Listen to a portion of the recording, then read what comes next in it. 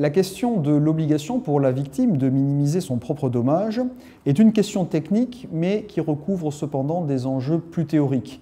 À ce titre, elle forme l'exemple parfait d'une question qui peut être posée dans un examen professionnel, faisant appel à la fois à des connaissances précises et en même temps à des réflexions plus générales. Derrière l'aspect très technique de la question se posent en réalité des enjeux qui sont plus importants et qui sont relatifs à la conception même qu'a notre droit civil de la réparation des préjudices. Il est vrai que le principe de réparation intégrale des préjudices et au-delà, le système juridique tout entier du droit de la responsabilité est focalisé sur la personne du responsable.